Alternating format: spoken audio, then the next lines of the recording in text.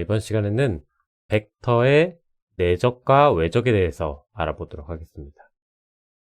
우리가 벡터의 벡터끼리 곱셈을 표현하는 방법이 두 가지 방법이 있습니다. 이제 하나는 닷 프로덕트라고 하는 내적, 그리고 또 하나는 크로스 프로덕트라고 하는 외적, 두 가지 방법이 있습니다. 그래서 닷 프로덕트는 이제 굉장히 많은 분야에서 사용이 되고 있습니다. 그리고 기본적으로 이런 이제 곱셈 연산이 조금 더 특화가 되어 있기 때문에 GPU 같은 경우에는 우리가 뭐 코사인 값을 계산할 때 코사인 함수를 사용하기보다 내적을 이용해서 대체하는 경우가 굉장히 많습니다. 그래서 우리가 이제 꼭 암기해야 될 이제 여러 가지 공식 중에 하나가 몇 개 없는데 그 중에 하나가 내적입니다. 내적을 표현할 때는 이렇게 a.b에서 두 벡터 사이에 점을 찍어서 표현을 합니다. 그래서 이름이 닷 프로덕트라고 얘기를 하는 거죠. 그래서 내적 뭐 계산 순서 같은 경우는 당연히 이제 덧셈보다 곱셈이 먼저 우선이 될 거고요.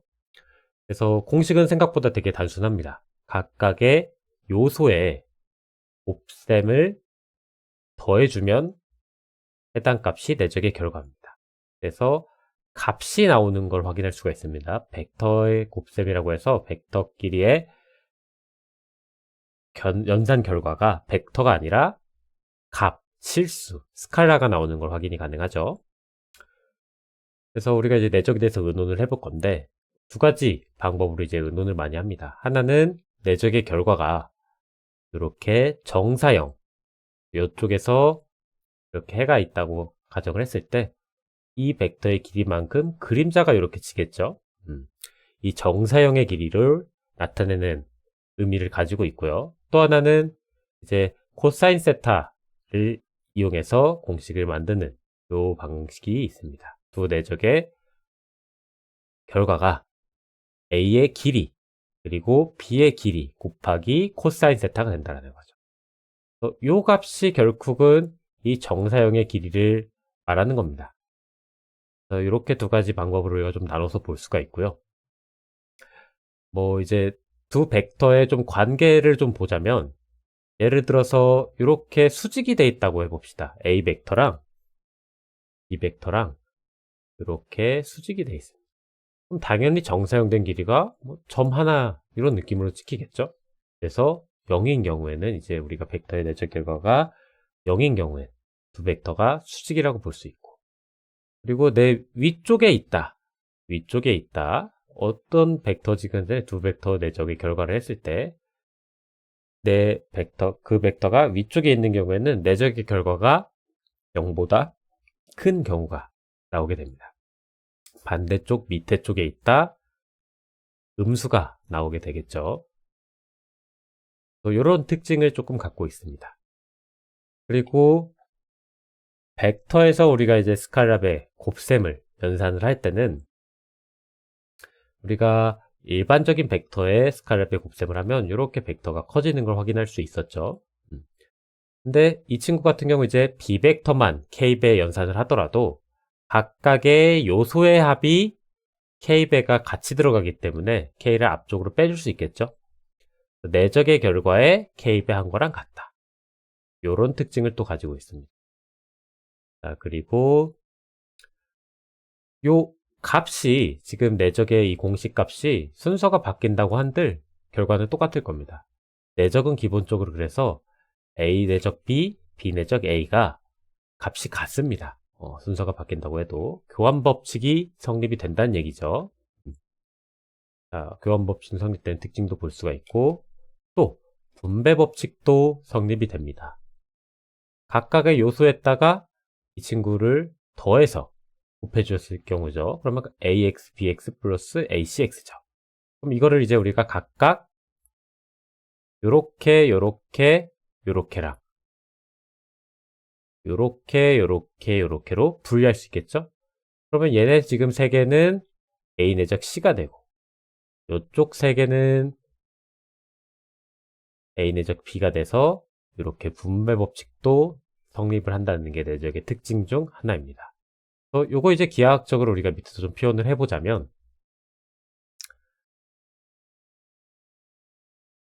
B벡터 플러스 C벡터가 요 벡터인데, 그쵸? 이거를 이제 나눠서 요거 하나 내적, 요거 하나 내적하면은 이쪽에서 만들어진 정사형의 길이 여기, 그리고 이쪽에서 만들어진 정사형의 길이 여기. 그래서 기하학적으로도 분배 법칙이 성립을 한다는 거를 확인을 해볼 수가 있겠죠. 그래서 내적의 특징 뭐 여러 가지 몇 가지가 또 들어가 있는데 요거는 한번 시간 나실 때 쭉 읽어보시면 되시고, 그리고 이제 코사인 세타, 코사인 세타를 이용해서 우리가 내적을 설명하는 방법이 있었죠. 그래서 요거는 이제 어떻게 돼 있냐, 두 내적의 결과가 A 내적, B 내적 결과가, 두 벡터의 내적 결과가 A의 A 벡터의 길이, B 벡터의 길이 곱하기 코사인 세타라고 얘기를 했습니다. 그럼 요거 이제 순서가 바뀌는 거는 사실 큰 의미가 없죠. 그리고 이렇게 바뀌어도 똑같은 코사인 세타가 될 겁니다. 얘를 이제 우리가 삼각형에서 그려보자고 하면, 지금 여기 삼각형 하나 그려보겠습니다. 보이는 색깔로 이 벡터 하나 그리고, A 벡터 하나 그리겠습니다. A 벡터 A, B. 여기 A가 있고요. 여기서 우리가 이제 직각삼각형으로 이렇게 수선을 하나 내려보자는 거예요. 이렇게 수선을 하나 내려보면, 그리고 이 각도를 세타라고 합시다. 여기 시작 지점을 0점이라고 뒀을 때 여기가 이제 5가 되겠죠? 그러면 이쪽에 요 길이, 지금 요 길이죠? 자, 요 길이. 그리고 여기 만나는 지점 우리가 H라고 합시다. 자, 요 OH의 길이. 요게 이제 두 벡터의 내적의 결과라고 우리가 얘기를 했습니다. 그러면 여기서 이렇게 봤을 때 이 OH는 지금 자세히 보시면 이 길이 어떻게 구하죠? 이 길이. 자, A 벡터의 길이 곱하기 코사인 세타가 됩니다. 자, 지금 코사인 세타가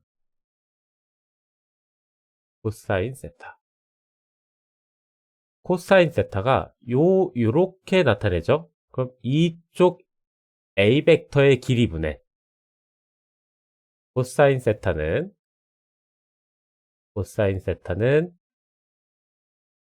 A 벡터의 길이분의, 그리고 OH가 됩니다. 그럼 여기에다가 양쪽에 A 벡터의 길이를 곱해주면 OH의 길이가 나왔죠? 그럼 요거죠? 요 A 벡터의 길이 곱하기 코사인 세타. 그래서 요쪽이 우리가 OH가 되는 걸 확인할 수 있습니다. 그래서 OH분의 OH 곱하기 B의 길이 요쪽이죠? B의 길이 요쪽입니다. B의 길이 OB, 이렇게 곱하면 이게 실수가 나와서 스칼라로 내적의 결과가 나온다는 걸 우리가 알 수가 있습니다. 뭐 반대로 진행을 하신다고 하더라도, 자, 이거 뭐 거꾸로 간다고 해보죠. 이쪽 B 곱하기 코사인 세타. 또 같은 결과가 나올 겁니다. 거꾸로 그려보면 되죠. 이 친구 지금 요거 기준으로 우리가 그려본다고 했을 때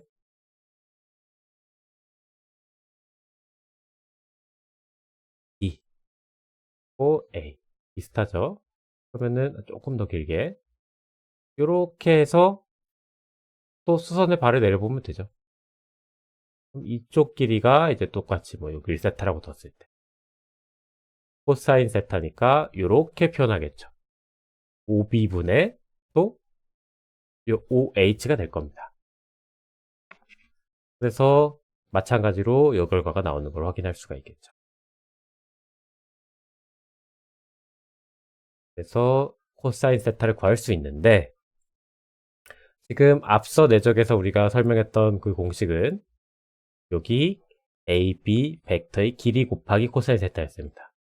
근데 우리가 만약에 각도만 중요하게 생각을 한다면 여기 이 친구의 벡터의 길이를 1로 만들어서 계산을 할 수가 있겠죠. 1로 만들어서 계산할 수가 있습니다.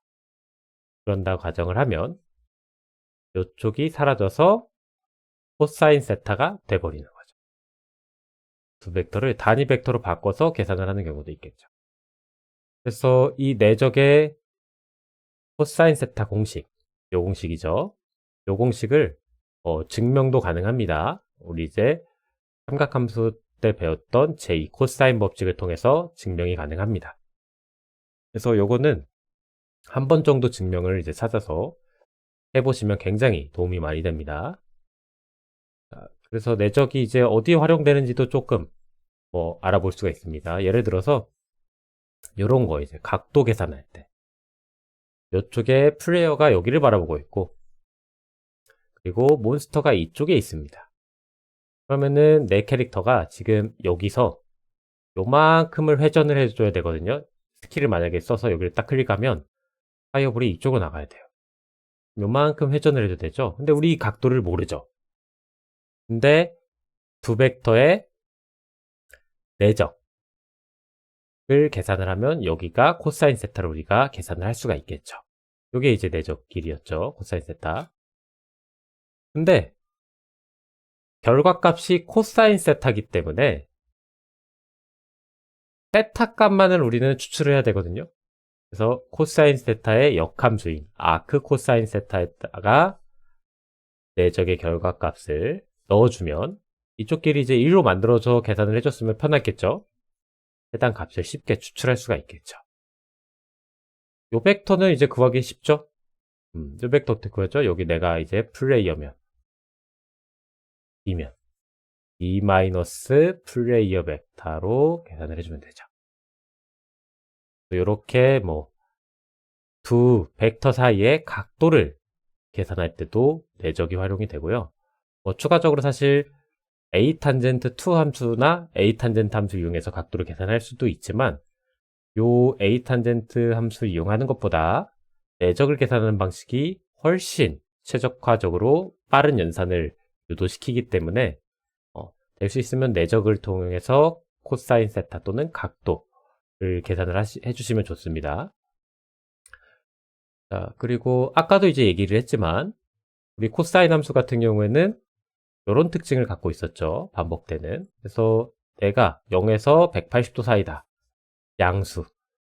180도에서 360도 사이다. 음수에서 우리 내 캐릭터가 상대 캐릭터가 내 캐릭터 범위 안에 들어오는지 안 들어오는지 이런 것도 확인이 가능하겠죠. 그래서 목표물이 내 양쪽에 있는지 뒤쪽에 있는지 아니면 앞쪽에 있는지 이런 것도 내적을 통해서 우리가 결과값을 통해서 확인을 해볼 수가 있습니다. 그래서 여기 한번 읽어보시면 좋고요. 그래서 우리 롤 같은 거 해보시면 이제 스킬 중에 이렇게 부채꼴 모양으로 나가는 스킬들이 있죠. 이렇게 부채꼴 모양 나가는 스킬들을 딱 써서 캐릭터가 안에 들어가 있으면 이제 그거에 맞는 충돌이나 딜 처리를 진행해주면 되겠죠. 그럴 때도 이제 코사인 세타 값을 활용하기 때문에 우리가 내적을 활용한다라는 겁니다.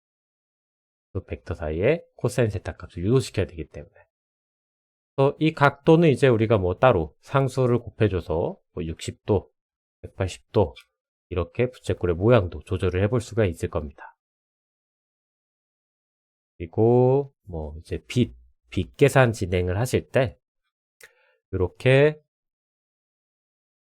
그 반사각 또는 이런 것들 계산을 할 때도 내적이 활용이 많이 됩니다. 그래서 요건 이제 우리가 뒤에 가서 3D 엔진으로 이제 교체를 할 때 지금 2D 엔진을 만들고 있죠.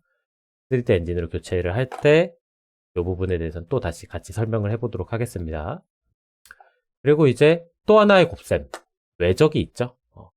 외적도 되게 단순합니다. 각각의 요소에 그 곱셈인데 요게 이제 약간 엇갈려서 계산이 돼요. 외적은 이렇게 우리가 계산했었잖아요. 얘는 지금 보면은 이렇게 y1, z2 이렇게입니다. 그 다음에 뒤에 거는 z1, y2 이런 식으로. 그리고 z1, x2 이쪽으로 이렇게 또 가죠. 얘랑 얘랑.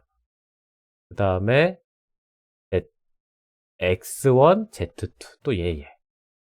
그다음 뭐 이런 식으로 해서 이제 뺄셈이 들어갑니다. 뺄셈. 요게 이제 외적 공식이거든요. 근데 잘 생각해 보면 자, 뺄셈이 들어간다는 거는요. 두 개의 결과가 달라질 수 있습니다. 지금 이렇게 진행을 한다고 했을 때 만약에 이 x1, x2의 위치가 두 벡터의 위치가 바뀌어 버리면 여기 값이 지금 이 공식대로 단순하게 앞뒤로 바뀌는 게 아니죠. 완전 다른 값이 나와 버리죠. 그 외적의 이제 대표적인 특징 중에 하나가 외적은요. A 외적 B, B 외적 A 외적 결과가 다르다는 것을 알고 있어야 됩니다. 교환 법칙이 성립되지 않습니다. 그래서 외적은 이제 이 결과는 두 벡터와 수직이 되는 벡터를 생성을 합니다. 근데 이제 결과에 따라서 만약에 A 외적 B 시계 방향으로 진행을 했을 때 수직 미로 되는 벡터가 나올 거고요. B 외적 A 이렇게 진행을 하시면은 밑으로 수직인 방향의 요 외적 결과가 나올 겁니다. 그래서 요 정도 특징을 알고 계시면 되고, 그리고 외적으로 생성된 벡터의 길이는 A, B의 크기와 A와 B 사이의 사인 세타의 곱과 같다라는 거죠. 요거는 이제 계산을 한번 해보시면 유도를 해볼 수 있겠죠. 왜? 두 벡터가 이렇게 평행사변을 이루고 있는다고 했을 때, 그렇죠? 우리가 찾고자 하는 이 벡터 사이의 높이가 나오겠죠. 이렇게 수직인 벡터. 그러면 이쪽 삼각형을 이쪽으로 옮긴다고 가정했을 때 여기가 높이가 될 겁니다. BH. 그래서 이쪽 A, 이쪽 A 벡터 이렇게 있었죠? 다시 보겠습니다. 이쪽이 지금 A 벡터였죠. 그러면 이쪽 H의 높이는 이쪽이 지금 세타입니다. 세타죠? 대각으로 두 개 같은 값이죠. 사인 세타는 빗변분의 높이입니다. 곱하기 빗변분의 높이니까 빗변을 곱해주면 되죠. 이 빗변이 A의 길이죠. 그래서 A 사인 세타가 H가 될 거고. 그렇죠? 그리고 요 앞에 A 빼줄 수 있겠죠? 각각 A와 B의 길이의 곱셈의 사인 세타는 이 평행사변형 직사각형으로 바꾼 이 넓이를 우리가 유도를 해볼 수도 있겠죠.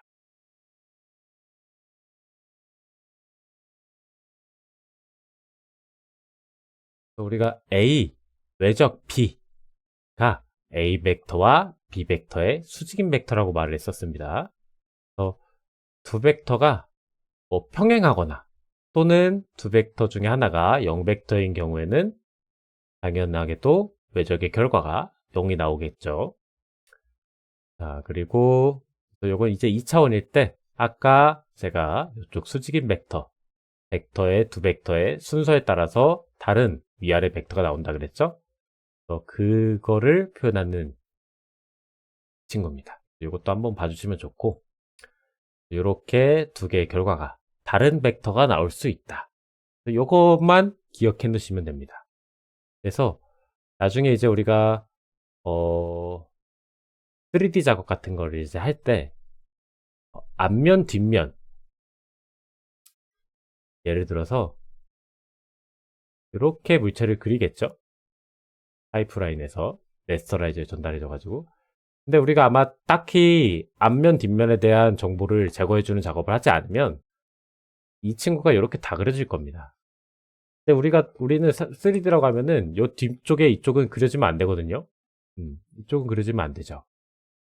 그런 것도 이제 확인을 할 때 이쪽의 면이 앞면이냐 뒷면이냐를 판단하는 용도로 외적을 활용하기도 합니다.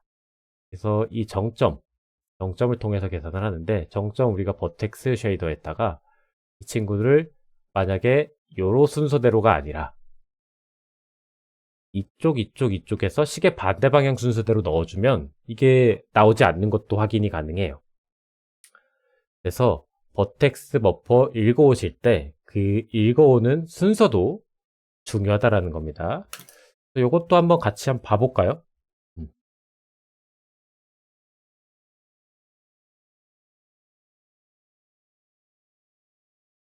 정점 정보의 순서대로 외적의 방향을 결정을 하거든요.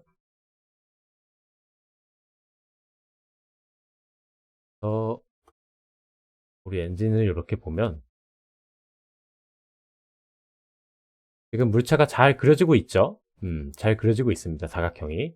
아마 우리가 정점 정보를 여기에서 시계 방향 순서대로 넘겼을 거예요. 자, 레스터라이저 옵션이 아마 뒷면은 제거해주세요 라는 옵션으로 우리가 세팅을 해놨었겠죠. 그래서 이쪽에 어디지?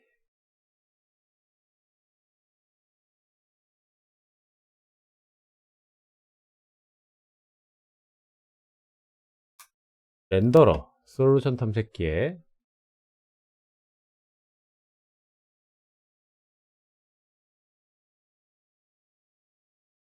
렌더러 쪽에 보시면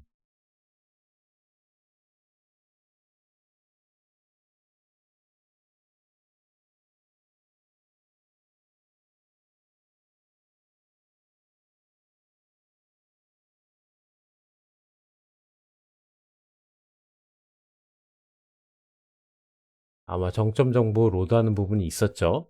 로드 메쉬인가?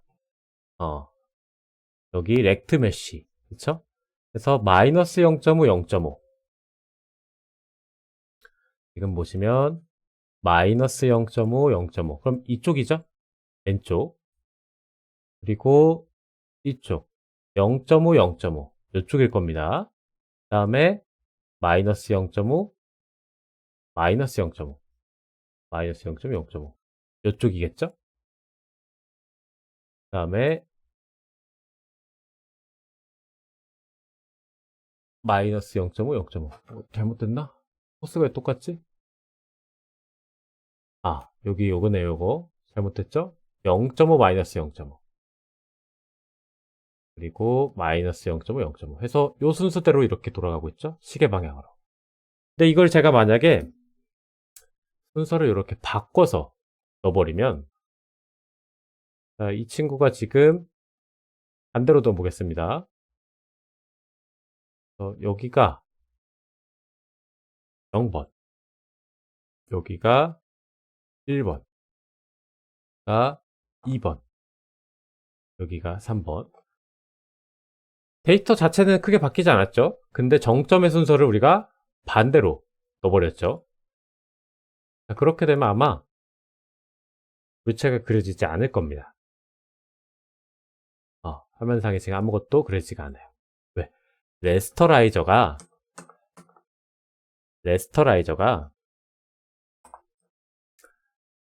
저 물체의 앞면 뒷면을 활용할 때 이 외적을 이용해서 활용을 하기 때문에 정점에 들어가는 순서에 따라 달라지게 되기 때문에 앞면 뒷면 판단이 달라지기 때문에 그려지는 부분과 그려지지 않는 부분을 구분을 하게 되는 겁니다. 그래서 외적은 이렇게 결과의 연산 순서에 따라서 결과가 달라진다. 요거를 이제 기억을 해두시면 됩니다. 자, 그래서 이제 내적과 외적을 이제 우리가 좀 비교를 해보면, 내적은 계산 결과가 스칼라고 외적은 벡터가 나온다. 그리고 내적은 교환 법칙이 성립을 한다. 하지만 외적은 성립하지 않는다. 위아래 벡터, 다른 벡터가 나오는 걸 확인할 수 있었죠. 그리고 결합 법칙은 이제 둘 다 성립하지 않고 분배 법칙은 둘 다 성립을 합니다.